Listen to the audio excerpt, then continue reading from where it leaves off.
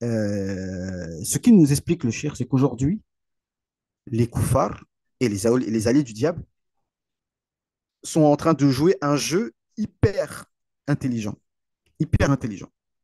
Comme je disais de Kemi Seba, il ment très bien.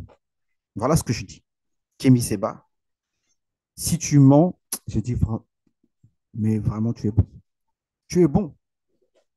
Si tu es en train de nous mentir là, tu mens bien. Tu mens bien, mon frère. Tu vois. Parce qu'il utilisait, tu vois, des Ibn Arabi, etc., etc. Alors qu'en vérité, tout ça, tu t'en fiches. Peut-être que ça se trouve, c'est juste une personne, Kémy Séba, c'est juste une personne qui veut du pouvoir, qui veut de la gloire, qui veut se faire passer pour un résistant, un Che Guevara, alors qu'en vérité, il n'y a rien, quoi. Tu vois. Et c'est la même chose aujourd'hui. Donc, bon, Kémy Séba, moi, je ne connais pas l'invisible, donc je ne le juge pas. Mais aujourd'hui, en tout cas, les chiites, c'est ça. Aujourd'hui, en fait, il nous a expliqué le shir, parce que bon, il a 70 ans, donc il a vécu des choses. Donc il y avait, vous savez, la révolution de 79, là, avec le Shah d'Iran. Le Shah d'Iran, il vient d'où, tu vois? Moi, je ne suis pas un expert, hein, mais je vous dis un peu ma culture générale vite fait, que je connais. Il est venu de France, d'accord? Ils l'ont ramené de France. Il a été formé en France, d'accord? Le Shah d'Iran, là.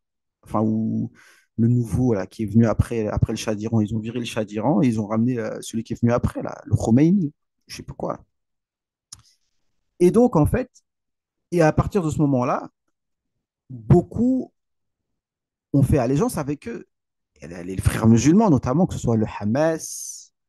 Donc, il y a le Hezbollah, il y a le Hamas, et quoi d'autre là? Hamas et d'autres, ouais, la plupart des frères musulmans. Et depuis tout ce temps-là, ils sont liés, quoi, tu vois. Le Hezbollah, il aide le Hamas, etc. En fait, le cheikh nous explique que l'objectif, c'est de désorienter, en fait, les gens et de faire en sorte que les gens vont attacher leur cœur à des gens qui ne sont pas ceux par qui Allah Azzawajal va donner la victoire.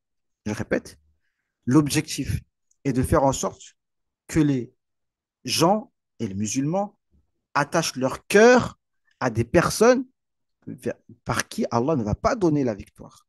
Est-ce que vous pensez vraiment qu'Allah Azzawajal va donner la victoire à travers les chiites? Jamais. De tout temps, la victoire, elle est donnée à ceux qui ont cette chaîne de transmission spirituelle, les soufis, qui ont fait sortir les colons des pays musulmans, qui ont résisté, etc., et qui, depuis le début de l'islam, depuis le début, c'est eux qui ont ouvert les pays, en passant par l'Empire ottoman, etc., etc. Justement, il y avait à l'époque de Ibn Arabi, et toujours il y a eu ce lien entre les Awliya et les Mujahideen, etc. D'accord? Ça a toujours été comme ça et ce sera toujours comme ça. Et il faut savoir aussi une chose, et le problème, le cheikh, il disait que de toute façon, il a même plus envie d'en parler parce que de toute façon, tu vas expliquer ça aux gens, les gens ils vont dire, ah, mais non, parce que les gens, ils sont dans l'euphorie toujours, ils sont toujours dans l'instant présent. Ah oui, machin. Moi, je vois des vidéos même dans les pays arabes, enfin, dans les pays arabes, des chouyours égyptiens, des faux Azhari, qui disent merci l'Iran, merci l'Iran. Comment ça, merci l'Iran? Mais à chaque fois, tu vas te faire avoir comme ça, tu vois? Chocolat, chocolat, parce qu'ils ont jeté deux, trois bombes pour faire semblant, à contre-cœur. Et donc, toi, tu crois que ça y est, tu vois. Et donc, je disais quoi? Donc, que les cœurs des personnes s'orientent vers des personnes vers qui la victoire ne va pas passer, tu vois. Donc je disais, oui, les soufis de tout temps, c'est toujours eux qui. Voilà. Mais maintenant, ouais, le cheikh, il disait, donc, tu vas vouloir expliquer ça aux gens, les gens, ils vont pas te croire. Donc, allez, de toute façon, en vérité, là, je parle parce que bon, c'est l'actualité, mais en vérité, on n'a même plus envie de parler, en fait, tu vois. Parce que si c'est pour se prendre la tête avec les gens, qui m'a fait un long message comme ça, là? Waze. Alors, qu'est-ce qu'il nous dit, Waze? Je vais lire ton message après. Mais parlez, les frères, hein. Euh, alors, donc je termine mon propos, après je lis son message. Euh, et donc là, on est dans une grosse fitna. Et, ben, et le discours du frère Abou Rayyan, c'est un discours qui est propagé dans le monde entier. Alors, vous faites quoi, les soufis? Vous êtes là, dans vos zaouïas, à faire des zikrs, à embrasser les pieds de vos chouyours, et vous faites quoi de spécial, tu vois? Et en fait, en fait, ce qui se passe, c'est que les gens se détournent des soufis par rapport aux situations qui se produisent. D'accord? Mais celui qui a une chaîne de transmission spirituelle, eh ben, il ne va pas se faire avoir, il va rester tranquille.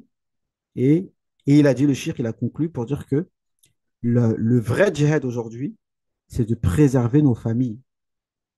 Au moins, faisons en sorte que nos enfants, adolescents, et deviennent adultes et avec leur père et leur mère. C'est hyper important. C'est une catastrophe nucléaire qu'un enfant ne vive sans son père, en fait.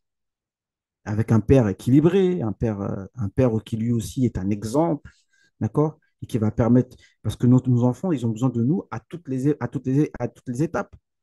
Quand ils ont 7 ans, quand ils ont 10 ans, quand ils ont 13 ans, quand ils ont 16 ans, quand ils ont 19 ans, quand ils ont 21 ans, quand ils ont 23 ans, quand ils ont 25 ans, quand ils ont 27 ans. Bon, après, ils vont faire leur vie, quoi.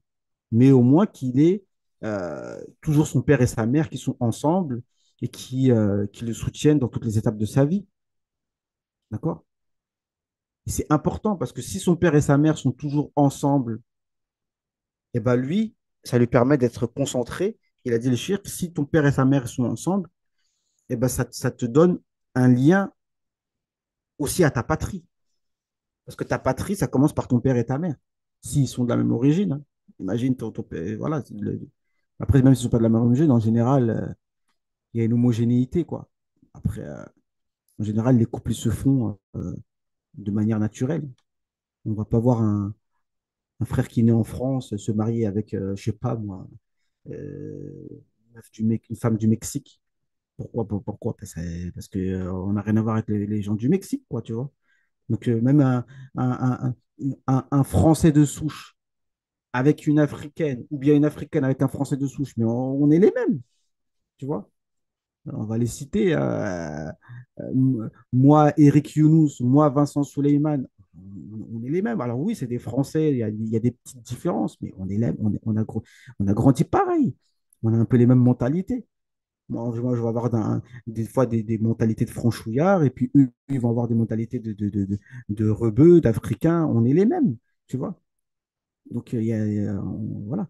Et on est Français, tous, qu'on le veuille ou non. Bref. Donc, tout ça, c'était ça le commentaire. Qu'est-ce que nous dit le frère? Salam alaikum, pour revenir à ton passage sur l'imam Ali. Mais qui sait les Khawarij à l'époque de Ali, si ce n'est ceux qui se sont opposés à lui et qui ont initié la bataille du chameau? Ou de manière encore plus flagrante, Muawiyah, qui a ordonné que l'on maudisse l'imam Ali pendant des années. Aujourd'hui, les continuateurs de ces derniers sont d'une part les Wahhabos salafis, mais aussi certains soufis qui se réjouissent et qui préfèrent une division entre les musulmans chiites sunnites. Ah, donc toi, tu dis que certains soufis. hmm, alors, soufis, moi, je suis pas trop d'accord. Enfin, les soufis, ils ont. En fait, je pense qu'un chiite va plus avoir d'affinité avec un soufi qu'avec un. Tu vois, parce qu'au moins, nous, on respecte beaucoup l'imam Ali, etc., etc. Mais bon, on ne se fait pas avoir non plus, quoi. On n'est pas amis avec eux, tu vois. Mais alors, il nous dit, les soufis qui se réjouissent et qui préfèrent une division entre les musulmans chiites et sunnites. Ouais, ben, division. Après, c'est un peu compliqué, quoi, tu vois. Après, les sunnites et les chiites ont toujours vécu en paix, hein, en Irak, en Syrie, partout, quoi. Bon, en Égypte, il n'y en a pas, tu vois, mais on n'a jamais eu de problème. Donc, c'est pas la peine aussi, des fois, de trop, de trop raviver. C'est pas bien aussi de faire ça, tu vois. Pour l'unité nationale, des fois, tu vas pas à chaque fois. En général, les chiites, ils restent tranquilles, hein. Les chiites d'Irak, ils vont pas se permettre d'insulter les sahaba comme ça ouvertement, tu vois. Chacun reste tranquille. Qu'est-ce que tu reproches concrètement à l'Iran, à part des différences sur le plan religieux? Bah, à part sur le plan religieux, donc là, on parle même pas du plan religieux. Là, alors, oui, merci, tu me permets de dire ce que j'avais oublié. Ce que je reproche à l'Iran, d'un point de vue géopolitique Il faut savoir que le Dajjal va sortir là-bas, à Ispahan. On le sait, ça. Le Dajjal va sortir de l'Iran et qui va être suivi par 70 ou 70 000 avec alayhim at-tayalisa, qui ont sur eux des, tu sais, leurs châles sur la tête, quoi. Tu vois? Donc, l'endroit du Dajjal, c'est là-bas. Parce qu'encore une fois, il faut te renseigner, l'Iran, les Juifs vivent leur meilleure vie en Iran. D'accord? Il y a les Juifs les plus riches sont là-bas. D'accord? Donc, c'est ça que je suis en train de dire. Donc, parce que là, on est vraiment dans le Dajjal, dans le sens où, en apparence, ça va être les héros, ceux qui ont jeté des bombes sur les Juifs, alors qu'en vérité, c'est du cinéma. En fait, c'est ça qu'on est en train de dire. Donc là, en fait, ce serait mieux que je me taise parce que les gens, là, dans l'instant présent, ils vont dire, mais qu'est-ce que tu racontes? Regarde, ils ont jeté des bombes et toi, tu n'es pas content, machin, machin, machin. Et on va se faire, après, on va se disputer comme des frères. Malheureusement, on a coupé les ponts à cause de ce genre de sujet. Tu vois? Ouais, mais qu'est-ce que tu racontes? Mais toi, tu es dans tes trucs, vas-y, laisse tomber. Nanana, nanana. Donc, autant nous concentrer sur ce qui nous concerne. Déjà, qu'on s'occupe bien de nos familles. Celui qui est marié, même si ta femme, elle te prend la tête, même si ta femme, elle est à moitié folle, supporte-la. Tes enfants, même si tu les supportes plus, et même si tu en as marre, même s'ils ne t'écoutent pas, eh ben, tu t'occupes bien d'eux, et ben, ce sera déjà beaucoup. Alors, désolé, il semblerait que je sois plus initié que toi sur la question de l'Iran. Oh, mais après, moi, j'ai pas dit que je suis un géopolitologue. Tu vois ce que je veux dire? Mais en tout cas, comme je t'ai dit, moi, je te dis juste une chose, hein. On est à 1h10. Je suis pas là pour faire des débats géopolitiques. Je sais très bien que ça va jamais terminer. Mais ce que je te dis, c'est que quand tu as une chaîne de transmission spirituelle, eh bien, Allah Azzawajal te permet de jamais te faire avoir. Tu vois? Donc, si toi, maintenant, tu as envie de dire merci à l'Iran et tu as envie de mettre ton cœur, d'accord, de donner ton amour et ton soutien spirituel à l'Iran, ben, écoute, je peux pas t'en empêcher. Mais moi, personnellement, moi, c'est pas parce qu'ils ont jeté des bombes sur Jérusalem que je vais commencer à dire, ah ouais, mais finalement, les chiites, ils sont bien, etc. Tu vois. Après, pragmatiquement, parce que quand tu prends, si tu dois comparer malheureusement, parce que les gens confondent les vrais sunnites avec les chiites. Parce que pour eux, pour les gens, les sunnites, c'est l'Arabie Saoudite et les pays du Golfe. Bah, maintenant, si on doit comparer entre les pays du Golfe, donc l'Arabie Saoudite et l'Iran, bah, on a l'impression que l'Iran et les chiites, bah, on a l'impression que les chiites sont quand même plus résistants, etc., etc. Mais au final du final, voilà. Comme je l'ai dit, en Égypte, alors l'Égypte, il y a beaucoup de choses à dire, mais en tout cas, il n'y a pas de juifs. En tout cas, au Caire, moi je vous le dis, des gens du Caire n'ont jamais vu de juifs de leur vie. Et même les juifs, même s'il y a des juifs, ils sont passés pour des chrétiens. Un, ju- un- Quelqu'un qui vient au Caire et qui dit moi je suis juif, ils zigouillent tout de suite. Faut bien comprendre ça. Ça, c'est de un. Et de deux, même des chiites, il n'y en a pas. Tu vois. En Égypte, hein, je parle, tu vois. Mais par contre, des pays qui. Bon, après, bon, l'Irak, la Syrie, tout ça, bon, ils sont obligés de cohabiter, etc. Mais, mais d'un pays comme l'Iran où les chiites sont. Moi, j'ai vu des reportages sur ça, tu vois. Donc, tu peux pas me dire que. Voilà. Donc, tu es plus initié que moi et tout. Bon, bah, après, tu vois, c'est exactement ça que le shirk il a dit. Il préfère pas parler de ça parce que les gens, ils vont te dire. Ils vont pas te croire, etc. Mais c'est le temps qui va. Il faut regarder derrière l'histoire. Il faut regarder après, le futur nous dira, tu vois. Si vraiment l'Iran était. C'est eux qui vont que l'imam Mahdi qui va venir d'où, à ton avis? Tu crois que l'imam Mahdi va venir chez les chiites ou quoi? Jamais de la vie. L'imam Mahdi, ce ne sera pas un chiite, hein. Jamais. OK? Donc voilà la famille.